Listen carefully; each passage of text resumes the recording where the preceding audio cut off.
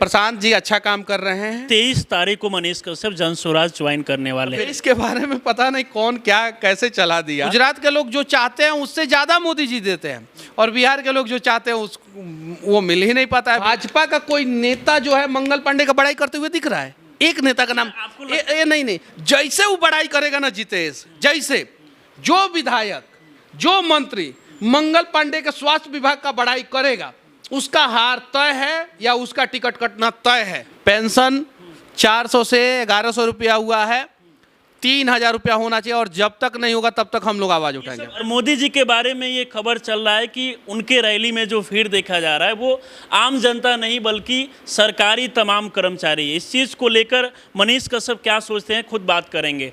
मोदी जी कल भी आदरणीय थे, आज भी आदरणीय और आगे भी आदरणीय रहेंगे। अब भीड़ कैसे आ रहा है, क्यों आ रहा है, कहाँ से आ रहा है, उस पर मैं कुछ नहीं कहना चाहता हूँ। मतलब कुछ नहीं, उस पर तीखा टिप्पणी नहीं होना चाहिए। हमारी मांग है, हम रिक्वेस्ट करेंगे मोदी जी से, हम मोदी जी पे तीखा टिप्पणी नहीं करेंगे।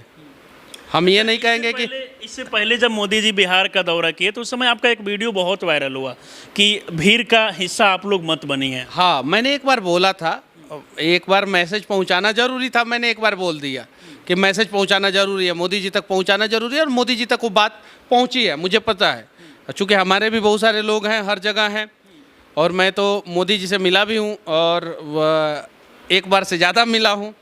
तो चलिए ठीक है, वो अपना सिवान में आए, रैली किए, वो जो भी है, भीड़ जैसे भी आई, हर एक पार्टियां जो है कम बेस बहुत सारा सवाल खड़ा हो रहा है कि कभी मोदी जी बिहार आ रहे थे तो रैली में पूरा एकदम भीड़ देखा जा रहा था, लेकिन आज बहुत सारा वीडियो वायरल हो रहा है जिसमें देखा जा रहा है कि सरकारी कर्मचारी जो स्कूल में पढ़ाते हैं, जो नौकरी करते हैं, उन लोगों को रैली में बुलाया। देखिए, इस पर मैं कुछ नहीं कहना चाहता हूँ, इस पर जाना भी नहीं चाहता हूँ। हम लोगों को रोजगार चाहिए बिहार में, पलायन जो बिहार के लोग कर रहे हैं उससे मुक्ति चाहिए, और सबसे पहले स्वास्थ्य, शिक्षा।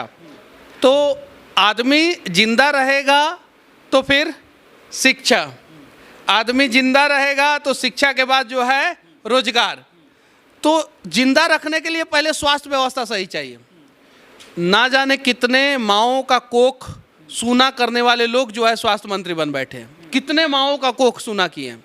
हमारी लड़ाई उन लोगों से है, उन जैसे लोगों से है, हम लोगों की लड़ाई मोदी जी से नहीं है।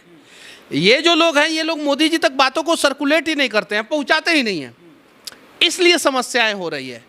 तो हम लोग बिहार के माओं का कोख बचाने के लिए हम लोग लड़ाई लड़ रहे हैं, क्योंकि ये अगर अस्पताल में बच्चों का इलाज सही से नहीं होगा तो माओं का कोख सूना हो जाता है, बहुत सारी माओं का कोख सूना हो जाता है अस्पताल में इलाज नहीं होने के कारण।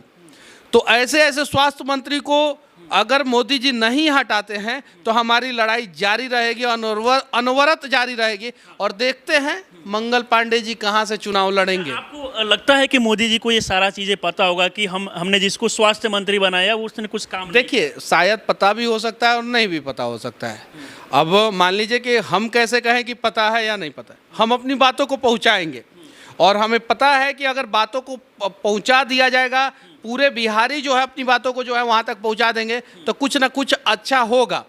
लेकिन पूरे बिहारी का रिप्रेजेंटेटर कौन है? यहाँ के नेता हैं, और यहाँ के नेता जो है बिहार की आवाज़ को जो है मोदी जी तक पहुँचने ही नहीं देना चाहते हैं। तो अगर नहीं पहुँचने देंगे तो यहाँ के सारे नेताओं को बदल दिया जाएगा। और आप अभी जन स्वराज ज्वाइन करने वाले हैं। प्रशांत किशोर लगातार ये आरोप लगाते हैं कि वहीं मोदी जी जब गुजरात में जाते हैं तो रोजगार को लेकर बात करते हैं कि इतना कुछ काम किए, लेकिन बिहार में आते हैं तो बेरोजगारी पे खामोश। देखिए, इस चीज़ को समझने की जरूरत है। प्रशांत किशोर जी आरोप नहीं लगाते हैं, सवाल पूछते हैं।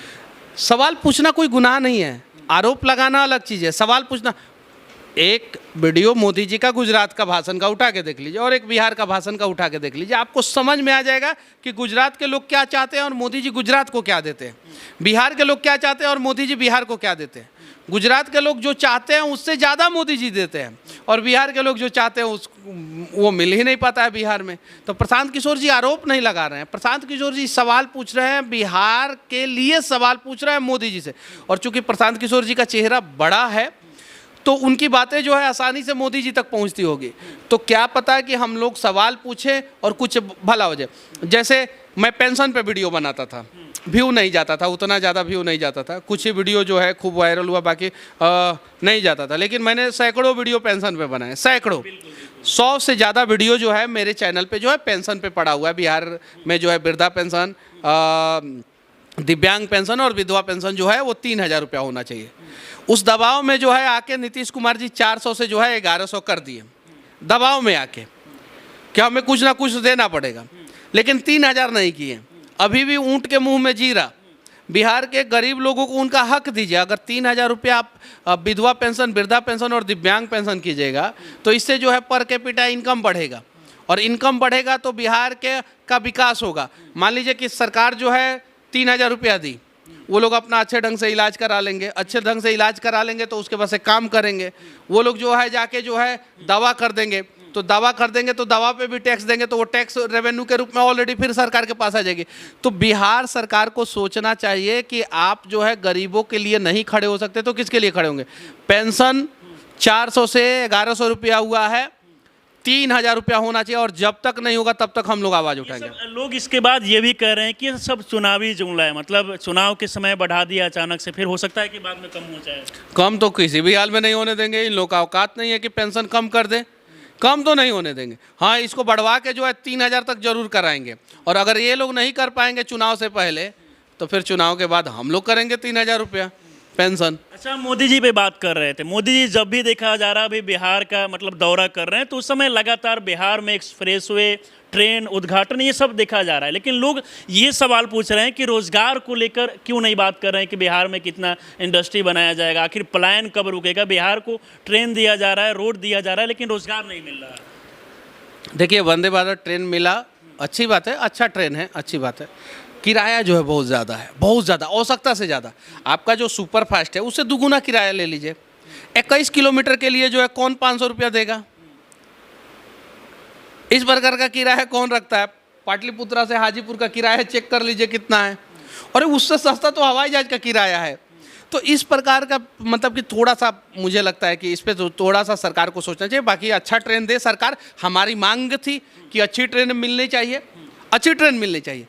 आप सुपर मान लीजिए कि लोकल होता है, एक्सप्रेस होता है, सुपर फास्ट होता है। सुपर फास्ट से जो है 1.5 गुना रुपया जो है वंदे भारत का ट्रेन का टिकट रख दीजिए, 1.5 गुना। आप सुपर फास्ट से 5 गुना रखिएगा, 10 गुना रखिएगा टिकट। आप बताइए ना, कहाँ ये फिजिबल है? कहाँ? हम ये नहीं कह रहे हैं कि सुपर फास्ट से सस्ता रखिए, हम ये कभी नहीं कहेंगे, चूँकि हम पढ़े लिखे हैं, हम इकोनॉमिक्स को समझते हैं। लेकिन आप सुपर फास्ट से 10 गुना ज़्यादा टिकट का दाम रख रहे हैं, ये तो कहीं नहीं तो कहीं गलत है। इससे ज़्यादा लोगों का गलत, हाँ गलत है। आप सुपर फास्ट से 1.5 गुना रख दीजिए। सुपर फास्ट का अगर टिकट 100 रुपया है तो वंदे भारत का 150 रख दीजिए। सुपर फास्ट का अगर 100 रुपया है तो वंदे भारत का आप 200 कर दीजिए। लेकिन सुपर फास्ट का 100 है और वंदे भारत का 1,000, ये कैसे? इसके साथ साथ ये भी देखा जा रहा है कि जो नया नया रोड का NH का उद्घाटन हो रहा है, उसमें टोल टैक्स भी काफ़ी ज़्यादा। नहीं, टोल तो लगना चाहिए, वो लगना चाहिए, लेकिन गुजरात वाला सिस्टम जो है बिहार में लग जाना चाहिए। गुजरात में वाइट नंबर प्लेट पे टोल नहीं लगता है। जैसे आप जितेश, आपके पास जो गाड़ी है वो कौन सा नंबर प्लेट है? वाइट है कि कौन सा नंबर प्लेट है? वाइट है। वाइट वाले नंबर प्लेट पे गुजरात में टोल नहीं लगता है, यहाँ भी नहीं लगना चाहिए। येलो नंबर प्लेट पे टोल जो है बहुत ज़्यादा है। वो तो केंद्र सरकार का, वो तो सब जगह एक ही जैसा होता है, तो उस पर भी जो है कंसेशन मिलना चाहिए। नितिन गडकरी जी ने उसके लिए 3,000 रुपये का पास जो है बोला है कि लाएंगे। गडकरी जी बहुत अच्छे मंत्री हैं, बहुत अच्छे, और दूर तक सोचते हैं, उनका विजन बहुत क्लियर है। अब गडकरी जी टोल मंत्री हो गए थे, हाईवे बनाने के बावजूद बहुत सारे लोग सवाल कर रहे थे, तो उन्होंने 3,000 रुपये का पास ला दिया। ये 3,000 रुपये का पास कमर्शियल व्हीकल के लिए भी आना चाहिए। उसका जो है 3,000 की जगह पे 5,000 रुपया दाम रखिए। और ये जो 200 ट्रिप है ना, 200 ट्रिप, गडकरी जी हाथ जोड़ के विनती है, इस 200 ट्रिप को थोड़ा सा बढ़ा दीजिए, कम से कम 400 ट्रिप कर दीजिए गडकरी जी। 3,000 रुपये में कम से कम 400 कर दीजिए ट्रिप, और 400 नहीं कर सकते तो 300 कर दीजिए। 3,000 रुपया 300 ट्रिप गडकरी जी, हाथ जोड़ के। आप बहुत अच्छे मंत्री हैं गडकरी जी, बहुत अच्छे, और आप मतलब कि इतने अच्छे हैं कि आपका मतलब कि विपक्ष भी निंदा नहीं करता है। गडकरी जी 3,000 रुपया 300 ट्रिप कर दीजिए, हाथ जोड़ के एक विनती है आपसे। बाकी आपकी मर्जी, आप जो भी दे रहे हैं अच्छा दे रहे हैं। लेकिन एक और चीज़ मैं बता देना चाहता हूँ, एक्सप्रेसवे जो बिहार में बन रहा है, गडकरी जी हाथ जोड़ के विनती है, उसका पुलवा मत गिरवाइए लोग। मोदी जी सारण में है, वहाँ पे बहुत सारे सांसद जो है बीजेपी से ही हैं। क्या लगता है कि आपको वहाँ का सबसे बड़ा मुद्दा जो चीनी मिल कब से मंगल बंद पांडे है? जी पहले तो चुनाव लड़े कहीं से, स्वास्थ्य मंत्री है ना। अरे इतना बड़ा वेलफेयर मतलब कि डिपार्टमेंट का जो वेलफेयर डिपार्टमेंट ही होता है ना, स्वास्थ्य विभाग, जहाँ पे पब्लिक की सेवा करनी होती है, तो इतना बड़ा वो वेलफेयर डिपार्टमेंट का जो मंत्री है वो कभी चुनाव ही नहीं लड़ा है, कभी चुनाव ही नहीं लड़े हैं मंगल पांडे जी। बिना चुनाव लड़े जो है वो स्वास्थ्य मंत्री बने हैं, तो उनको किसी माँ का दर्द कैसे पता चलेगा, उनको किसी गरीब का दर्द कैसे पता चलेगा। और इसीलिए जो है आज जो है स्वास्थ्य विभाग जो है सबसे खस्ताहाल स्थिति में है। और ये स्वास्थ्य विभाग जो है ना बिहार का, वो बिहार में डबल इंजन की सरकार को ले डूबेगा, इस बार ले डूबेगा, ये स्वास्थ्य विभाग ले डूबेगा। सबसे बड़ा मुद्दा स्वास्थ्य तो बता रहे हैं। स्वास्थ्य विभाग के मंत्री ले डूबेंगे। अरे भाजपा का कोई नेता जो है मंगल पांडे को डिफेंड करने के लिए तैयार नहीं हो रहा है। एक सिंगल नेता जो है मंगल पांडे की बड़ाई नहीं कर रहा है, सिंगल नेता। उस नेता को भी पता है कि मंगल पांडे का जैसे बड़ाई करेंगे वैसे विधानसभा चुनाव हार जाएगा वो नेता। भाजपा का कोई नेता जो है मंगल पांडे का बड़ाई करते हुए दिख रहा है? एक नेता का नाम नहीं, एक नेता का नाम बताइए, कोई दिख रहा है? नहीं दिख रहा है। जैसे वो बड़ाई करेगा ना जितेश, जैसे जो विधायक जो मंत्री मंगल पांडे के स्वास्थ्य विभाग का बड़ाई करेगा उसका हार तय है या उसका टिकट कटना तय है। ये लिख के रख लीजिए लोग, वीडियो है, रिकॉर्ड सेव करके रख लीजिए लोग। आपको लगता है कि ये सब बातें मोदी जी को पता होगा जब मतलब कार्यक्रम में आ रहे हैं, जब बिहार के वहाँ पर बड़े बड़े नेता, ये सब चीज़ें उनको पता होगा, और पता होते हुए भी क्यों नहीं वो इस बार बिहार के सारे यूट्यूबरों को जो है ना बिहार में फैले करप्शन के खिलाफ काम करना चाहिए, सारे को ईमानदारी से। पूरा हर ब्लॉक से जो है हर दिन जो है 550 ब्लॉक से ज़्यादा है ना बिहार में, 550 ब्लॉक से हर दिन जो है स्वास्थ्य पे और भ्रष्टाचार पे, दो मुद्दा पे हर एक यूट्यूबर एक वीडियो बनाए। हर एक यूट्यूबर स्वास्थ्य पे और भ्रष्टाचार पे। मैं दावे के साथ कहता हूँ जितेश, अगला 5 महीने बाद जो है ना बिहार में नया उदय होगा, और जब नया उदय होगा ना तो बिहार का दशा और दिशा दोनों बदल जाएगा। हर यूट्यूबर भाइयों से हाथ जोड़ के मैं विनती करना चाहता हूँ, ये आप लोगों की रिस्पॉन्सिबिलिटी है।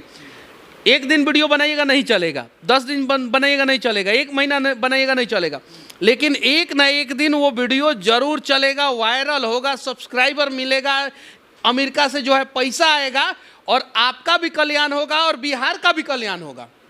आप लोगों से हाथ जोड़ के विनती करना चाहता हूं कि अगला 5 महीना जब तक चुनाव है तब तक कम से कम स्वास्थ्य और भ्रष्टाचार पे जो है जितने यूट्यूबर हैं बिहार के हर एक ब्लॉक से जो है एक एक वीडियो बनाएं और सोशल मीडिया पे डालें, एक एक वीडियो। और एक और हेल्पलाइन नंबर हम लोग बहुत जल्द जारी करेंगे, जिस पे जो है लोग जो है वीडियोस भेजेंगे भ्रष्टाचार और करप्शन का, और उस चीज़ को जो है हम लोग जो है पूरे बिहार के लोगों तक पहुंचाएंगे। अच्छा, अभी आपको लेकर सोशल मीडिया पर बहुत सारा खबर चल रहा है कि 23 तारीख को मनीष कश्यप जन स्वराज ज्वाइन करने वाले हैं, तो 23 तारीख को देखिए प्रशांत जी अच्छा काम कर रहे हैं, यूएन से आए हैं, और हमको लगता था पहले कि पैसा वैसा लेके आए हैं, बिजनेस करने आए हैं। जो मैं टू बी फ्रैंक, मैंने बहुत बार ये बातें बोला है और कैमरा पे बोला है, लेकिन वो आदमी जब ठंडा हो, गर्मी हो, बरसात हो, पिछले 2 साल से लगातार चल रहे हैं और ना जाने कई हज़ार किलोमीटर चल चुके हैं।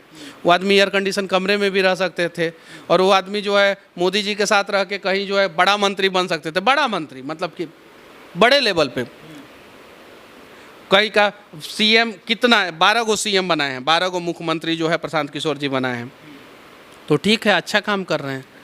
23 को ज्वाइन करेंगे या फिर इसके बारे में पता नहीं कौन क्या कैसे चला दिया, क्या चलाया है क्या नहीं चलाया है। धीरे धीरे सारी चीज़ें आ गई। सोच रहे हैं हम लोग और सभी लोगों से पूछ रहे हैं, और निर्धारित नहीं हुआ, हमने डेट निर्धारित नहीं किया। हमने नहीं किया। तो उसमें मतलब पूरा बिहार के लगभग जितने चाहने वाले प्रशांत किशोर को, मनीष कश्यप को, जितने लोग चाहने वाले हैं वो सब लोग दिखेंगे उस दिन।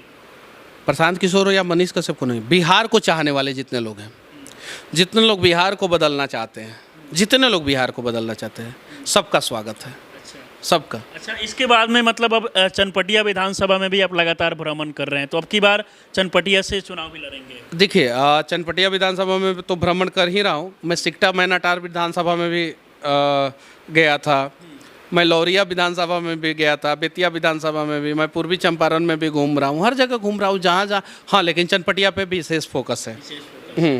चलिए, बाकी हमारे साथ बातचीत की इन सारे चीज़ों को लेकर, इसके लिए बहुत बहुत धन्यवाद। जय हिंद।